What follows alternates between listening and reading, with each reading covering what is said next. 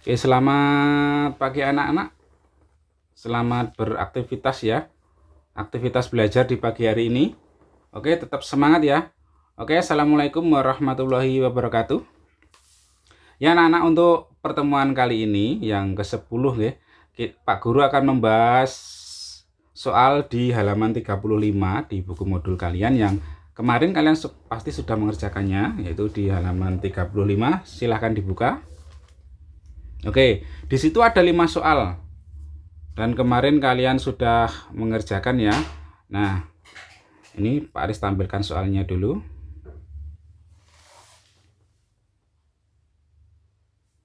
Oke, pembahasan soal modul halaman 35.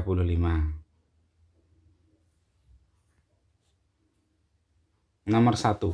Soalnya adalah bunga pukul 4 itu mengembang pada sore hari. Buatlah analisa faktor apa saja yang mempengaruhinya dan buatlah penjelasan tentang gerak tersebut. Nah, sudah pernah mendengar bunga pukul 4 ya? Bunga pukul 4 itu ada yang warnanya merah, ada yang putih, dan ada yang ungu juga. Bunga pukul 4 itu kalau nama latinnya, nama internasionalnya ya, itu namanya Mirabilis jalapa. Jadi Mirabilis jalapa itu bunga pukul 4. Kenapa kok dinamakan pukul 4, Pak? Apakah karena mengembangnya pada pukul 4 sore? Nah, jawabannya adalah begini. Bunga pukul 4 itu mengembang itu karena pengaruh cahaya. Cahaya itu foto. Jadi cahaya yang spektrumnya sesuai dengan sekitar pukul 4 sore. Jadi meskipun ada cahaya di pagi hari tidak mengembang karena berbeda spektrumnya. Jadi karena cahaya. Nah, makanya itu gerak ini disebut dengan fotonasti. Jadi rangsangnya berupa cahaya. Mungkin kalian juga pernah mendengar, Pak, kok ada gerak fotonasti dan fototaksis. Bedanya apa? Nah, kalau fotonasti anak-anak itu geraknya itu hanya sebagian. Tapi kalau fototaksis itu geraknya seluruh berpindah tempat. Jadi kalau fotonasti itu hanya sebagian, ya ini adalah bunganya saja itu. Bedanya nanti kalau ada fototaksis itu semua berpindah. Paham nggih? Oke. Kalau sudah paham, yang jawabannya salah bisa ditulis sebentar. Sekarang nomor 2. Soalnya, sulur tumbuhan famili Cucurbitaceae tumbuh merambat pada ranting kayu yang dekat dengan batang tanaman tersebut. Bagaimana analisamu jika ujung sulur tumbuhan Cucurbitaceae menyentuh ranting kayu pada sebelah kiri, pada sisi kiri pada sulur tersebut, dan bagaimana arah melilitnya. Yang kedua, dan bagaimana jika sulur mengenai ranting di sisi kanan? Jika tidak ada sentuhan, apa yang terjadi? Nah, jadi ini ada 3 soal. Yang pertama, di sebelah kiri rantingnya, yang kedua di sebelah kanan, dan yang ketiga jika tidak ada sentuhan atau ranting. Nah, jawabannya ini anak-anak. Yang pertama, jika ujung menyentuh ranting di sisi kiri, maka sulur itu akan melilit ke arah berlawanan jarum jam. Jarum jam itu kan ke kanan ya, ke kanan.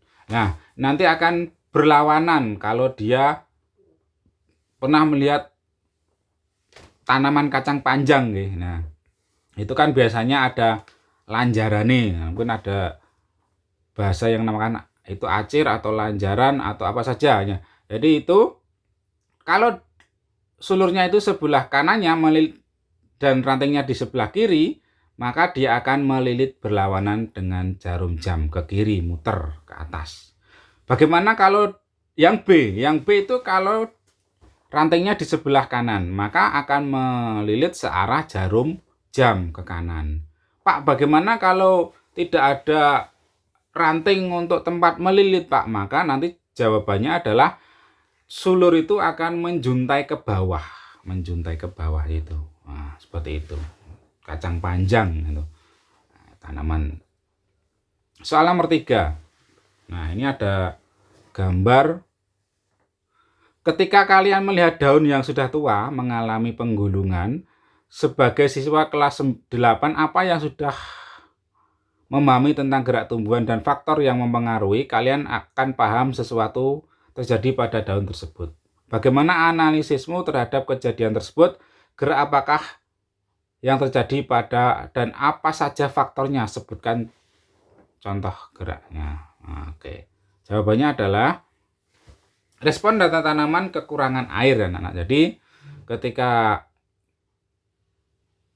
tidak ada air atau tanaman daun yang airnya sudah tidak ada suplai, maka dia akan menggulung. Nanti akan menggulung atau menggelinting lah. Nah, itu geraknya itu dipengaruhi namanya hidrotropisme. Hidro kan air. Nah, tropisme itu karena air tadi dipengaruhi, gerak yang dipengaruhi karena rangsang berupa air. Berikutnya nomor 3. Nomor 4 ya. Maaf. Sebutkan contoh-contoh gerak nasti. Nah, kalian juga pasti sudah dikerjakan di modulnya ini ya, pasti kalian sudah bisa menjawab semua ya. Nah, jawabannya adalah yang pertama ada fotonasti, ada termonasti, ada niktinasti, ada tikmonasti dan nasti kompleks.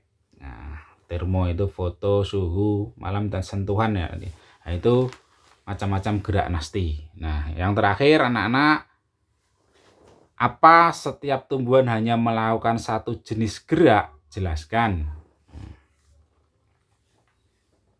Oke.